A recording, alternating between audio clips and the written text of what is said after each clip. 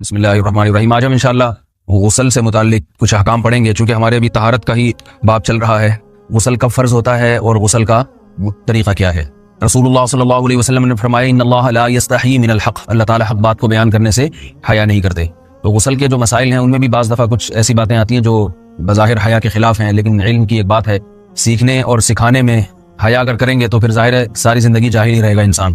اور غسل کے مسائل سیکھنا اس لیے ضروری ہے کہ غسل جب فرض ہوتا ہے تو جب تک مکمل غسل نہ ہو آپ کی نماز ادا نہیں ہوتی۔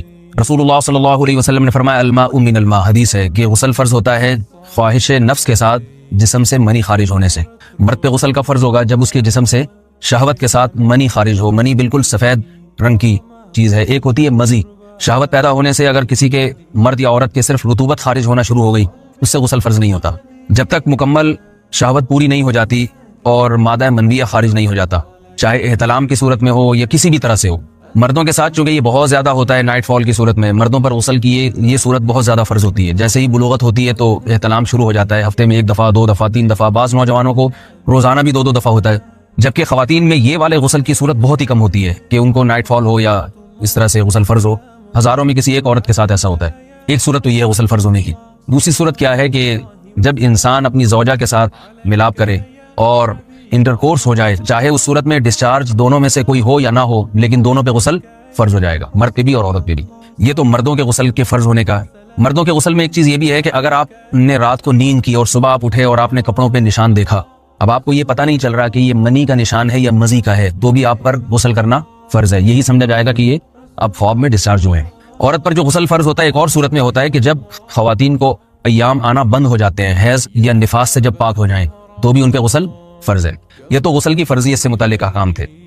کچھ چیزیں ایسی ہیں جن میں غسل سنت ہے، فرض نہیں ہے۔ جمعہ کے دن غسل کرنا رسول اللہ صلی اللہ علیہ وسلم نے بہت زیادہ تاکید کی ہے۔ سنت کی 2 قسمیں ہیں، سنت مؤکدہ اور سنت غیر مؤکدہ۔ مؤکدہ وہ ہوتی ہیں کہ جن کو چھوڑنے کا اگر کوئی معمول بنا لے تو گناہ کا خطرہ ہے اور ایسا شخص قابل ملامت ہے، اسے شریعت ملامت کرتی ہے، برا بھلا کہتی ہے۔ تو غسل سنت مؤکدہ ہے ہفتے میں 1 مرتبہ، چاہے جمعے کے دن ہو یا کسی بھی دن ہو۔ جو مسلمان ہفتے میں 1 دفعہ بھی نہیں نہاتا وہ کتنا ہی نیٹ کلین ہو مگر شریعت کی نظر میں وہ قابل ملامت ہے، اسے تانے دینے چاہیے کہ شرم نہیں آتی ہو مسلمان مگر رہتے ہو بھنگیوں اور چماروں کی طرح۔ ملامت تو اسی کو کہتے ہیں نا۔ اس کی دلیل رسول اللہ صلی اللہ علیہ وسلم نے فرمایا، صحیح حدیث ہے، حق علی کل مسلم ان یغتسل کل اسبوع مرۃ، کہ ہر مسلمان پر لازم ہے کہ وہ ہفتے میں کم از کم 1 مرتبہ غسل کرے۔ ہر مسلمان پر لازم ہے، چاہے اس پہ غسل فرض نہ بھی۔ اور کس دن بہتر ہے؟ جمعہ کے دن۔ نبی صلی اللہ علیہ وسلم نے حکم دیا ہے کہ جمعے کے دن غسل کیا جائے۔ امام احمد بن حنبل کا مذہب یہ ہے کہ جمعے کے دن غسل کرنا واجب ہے، صرف سنت نہیں ہے بلکہ واجب ہے، لیکن جمہور کا مذہب یہ ہے کہ سنت عمل ہے۔ غیر مسلم جب اسلام قبول کرتا ہے تو اس وقت بھی اس کے لیے غسل کرنا سنت ہے۔ جب ہم مردے کو نہلاتے ہیں تو جو مردے کو نہلائے اس کے لیے بھی خود غسل کرنا افضل ہے، سنت عمل ہے۔ عید کے دن غسل کرنا سنت عمل ہے۔ تو یہ وہ تمام مواقع ہیں جن میں غسل کرنا رسول اللہ صلی اللہ علیہ وسلم کی سنت ہے۔ غسل کا طریقہ کیا ہے؟ غسل میں 3 چیزیں فرض ہیں، منہ بھر کے قلی کرنا، ناک میں پانی ڈالنا کہ ناک کی جو نرم جگہ ہے یہ اچھی طرح تر ہو جائے، اور پورے جسم پہ 1 مرتبہ پانی بہا دینا کہ جسم میں بال کے برابر جگہ بھی خشک نہ رہے۔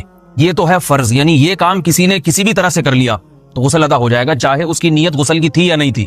کوئی آدمی چلتا ہوا جا رہا ہے، پھسل کے تالاب میں گر گیا، پورے غوطے کھا کے باہر نکلا، قلی کر لے اور ناک میں پانی ڈال لے تو غسل اس کا ادا ہو جائے گا۔ البتہ چونکہ نیت نہیں تھی لہذا غسل کا ثواب نہیں ملے گا، ثواب نیت کے بغیر نہیں ملتا انسان۔ دلائل اس کے الگ موضوع ہے کہ اس کی دلیل کیا ہے کہ بغیر نیت کے بھی غسل ہو جاتا ہے، لیکن میں نے بتایا دلائل کا سیشن نہیں ہے اس میں۔ پھر یہ تو ہے فرض، پورے جسم پہ پانی بہانا، کلی اور ناک میں پانی۔ سنت طریقہ کیا ہے؟ رسول اللہ صلی اللہ علیہ وسلم غسل کیسے کرتے تھے؟ سنت طریقہ جس پہ جو اختیار کرنا چاہیے وہ طریقہ یہ ہے کہ جب آپ غسل کے لیے بیٹھیں تو سب سے پہلے وہ جگہ دھوئیں جہاں نجاست اور ناپاکی لگی ہوئی ہے۔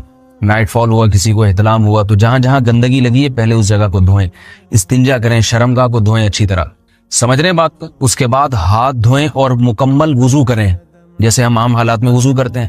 مکمل وضو کرنے کے بعد دائیں کندھے پہ پانی ڈالا، لیفٹ سائڈ پہ پانی ڈالا۔ پہلے زمانے میں تو چلو سے غسل ہوتا تھا، ہاتھ دھو لیے تو اب چلو سے پانی لے کے یہاں ڈالا جا رہا ہے، چلو سے پانی لے کے یہاں ڈالا جا رہا ہے، پورے جسم پہ ملا جا رہا ہے، اور چلو سے پانی لے کے 3 دفعہ سر پہ ڈالا جا رہا ہے۔ تو آج کل چلو تو ہے نہیں، شاور کے نیچے جا کے کھڑے ہو جاتے ہیں، تو اس میں یہ کہ شاور کھولے اس میں کھڑے ہو جائیں، سارے چلو اس میں خود بخود ہی ہو جائیں گے، پورے جسم پہ پانی بہ جائے گا۔ نبی صلی اللہ علیہ وسلم کے دور میں یہ جدید چیزیں نہیں تھیں، شیمپو اور صابن، تو آپ صلی اللہ علیہ وسلم بیری کے پتوں سے غسل کی ترغیب دیا کرتے تھے۔ بیری کے پتوں کو اگر پانی میں پکایا جائے تو پانی میں میل کچیل صاف کرنے کی صلاحیت بہت بڑھ جاتی ہے۔ ہمارے زمانے میں اس تکلف کی ضرورت نہیں ہے، صابن ملتے ہیں، اس سے نہایا کریں، بہرحال کہنے کا مقصد یہ آپ لوگوں سے، تو یہ سنت طریقے سے غسل ہو جائے گا آپ کا۔ سمجھ رہے ہیں بات کو؟ سب سے پہلے استنجا کیا، اس کے بعد وضو کر لیا، اس کے بعد غسل کر لیا۔ اگر کسی نے غسل میں وضو نہیں کیا اور ویسے ہی پورے جسم پہ پانی بہا دیا تو بھی اس کا وضو خود بخود ہو جائے گا، اس غسل سے وہ نماز پڑھ سکتا ہے، کیونکہ بعض لوگ غسل کرنے کے بعد دوبارہ وضو کر رہے ہوتے ہیں، اس کی ضرورت نہیں ہے، کیونکہ جب غسل کرتے ہیں تو وضو والے اعضاء تو خود بخود اس میں دھل جاتے ہیں۔ یہ ہے غسل کا طریقہ۔ وضو کیسے ٹوٹتا ہے؟ جن چیزوں سے غسل فرض ہوتا ہے ان چیزوں سے وضو تو بہرحال ٹوٹتا ہی ہے، اس کے علاوہ بھی وضو ٹوٹتا ہے۔ اس سے پچھلے لیکچر میں نے کچھ تفصیل بتائی تھی کہ نجاست جسم سے کہیں سے بھی خارج ہو جائے یا نجاست نکل کے بہہ پڑے، اگر قضاء حاجت کی جگہوں سے نجاست خارج ہوئی ہے تو نظر بھی آ جائے وضو ٹوٹ جائے گا، اور قضاء حاجت کے علاوہ جگہوں سے اگر نجاست خارج ہوئی ہے، خون وغیرہ ہے جیسے، تو جب تک نکل کے بہے گا نہیں تو اس وقت تک وضو نہیں ٹوٹے گا۔ سمجھ رہے ہیں بات کو؟ وضو کا طریقہ کیا ہے؟ سب سے پہلے دونوں ہاتھوں کو دھویا جائے، 3 دفعہ کلی کی جائے، مسواک کی جائے، 3 دفعہ ناک میں پانی ڈالا جائے، پھر پورے چہرے کو، پیشانی یہ جو ہے جہاں سے پیشانی ہماری شروع ہو رہی ہے اور تھوڑی کے نیچے، تھوڑی جہاں ختم ہو رہی ہے، اور ایک کان کی لو سے دوسرے کان کی لو تک 4 اعضاء ہیں وضو میں دھونا فرض ہیں۔ 1 چہرہ، نمبر 2 بازو، نمبر 3 سر کا مسا، چوتھائی سر، اور نمبر 4 پاؤں کو دھونا۔ اس کی دلیل قرآن مجید کی مشہور آیت ہے فَاغْسِلُوا وُجُوهَكُمْ وَأَيْدِيَكُمْ إِلَى الْمَرَافِقِ۔ اللہ فرماتے ہیں ایمان والو، جب نماز کا ارادہ ہو تو اپنے چہروں کو اور اپنے ہاتھوں کو دھو، سر کا مسا کرو اور پاؤں کو ٹخنوں سمیت دھو۔ دھونے کا حکم ہے قرآن مجید میں۔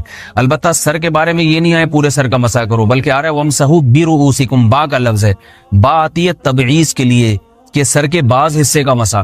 اب بعض حصے کا قرآن حدیث میں کہیں تذکرہ نہیں ہے، تو اس میں فقہاء کرام کے اجتہادات ہیں۔ امام شافعی فرماتے ہیں تھوڑا سا بھی ٹچ کر لیا سر کو ہو جائے گا، امام ابو حنیفہ فرماتے ہیں نہیں، کم از کم 1/4 کا ہونا ضروری ہے۔ سب کے اپنے اپنے دلائل ہیں، ان دلائل میں نہیں جاتا۔ فقہ حنفی کو جو فالو کرنے والے ہیں تو ان کو چاہیے کم از کم 1/4 سر کا مسا، یہ فرض ہونے کے لیے ضروری، مگر سنت کیا ہے؟ پورے سر کا مسا۔ نبی صلی اللہ علیہ وسلم دونوں ہاتھوں کو بھگو کے پورے سر کا مسا کرتے تھے ایسے۔ سمجھ رہے بات کو؟ اور مسا کے جو یہ ٹیکنیکل طریقے ہیں کہ آپ یوں پہلے انگلی بنائیں، پھر یوں لے کر جائیں، پھر یوں گھما کے لائیں، پھر یوں، یہ ٹیکنیکل طریقے حدیث سے ثابت نہیں۔ مسا کا طریقہ کیا ہے؟ بھیگا ہوا ہاتھ لے کے ایسے پورے سر کو ہو گیا۔ پھر حدیث میں یہ بھی ہے کہ یوں لے جاؤ اور یہ بھی ہے کہ واپس بھی لے کر آؤ، دونوں طرح سے ثابت۔ تو ایسے بھی کر سکتے ہیں کہ یوں لے جائیں، اور ایسے بھی کر سکتے ہیں لے کے جائیں اور پھر واپس بھی لے آئیں، دونوں طریقے جائز ہیں، لیکن کم از کم سنت اتنی ہے کہ پورے سر کا مسا ہونا چاہیے۔ بعض لوگوں کو شو مارنے کا شوق ہوتا ہے، اگر وہ واپس لائیں تو بال ان کے خراب ہو جاتے ہیں، کہتے ہیں یار یہ پھر مسئلہ خراب ہو جائے گا، تو پھر ایسے لوگ صرف یوں ہی لے جائیں کافی ہے۔ افضل تو یہ کہ یوں بھی لے جائیں، یوں بھی لے جائیں، دونوں طرح سے صحیح ہے، بہرحال دونوں حدیث سے ثابت ہیں۔ سمجھ رہے بات کو؟ اور یہاں ایک اہم مسئلہ بتا دوں، قرآن مجید نے پاؤں کو دھونے کا حکم دیا ہے، پاؤں پہ مسا کرنے کا حکم نہیں دیا، اور حدیث میں خفین پر مسا کرنے کا حکم ہے۔ تو قرآن اور حدیث کو فقہاء نے جمع کیا ہے، لہذا وہ موزے جن میں آسانی سے پاؤں دھوئے جا سکتے ہیں ان میں چاروں ائمہ کے نزدیک پاؤں پہ مسا کرنا جائز نہیں۔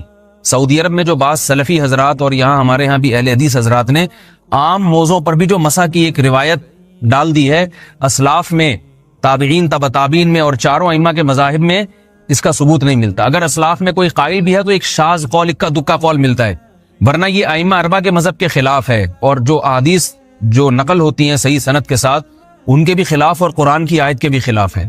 اس لیے کسی نے عام ساکس پہ اگر مسا کر لیا، جو عام طور پہ آفس پہن کے جاتے ہیں لوگ، اس میں تو پاؤں، آپ اگر ساکس کو پانی کے نیچے رکھیں پورا پاؤں دھل جائے گا آرام سے، تو وہاں کیا ہو رہا ہے کہ قرآن مجید کے حکم کی مخالفت لازم آ رہی ہے، آپ پاؤں دھو نہیں رہے، تو اس لیے ہم یہ سمجھتے ہیں کہ اس صورت میں نماز ادا نہیں ہوگی۔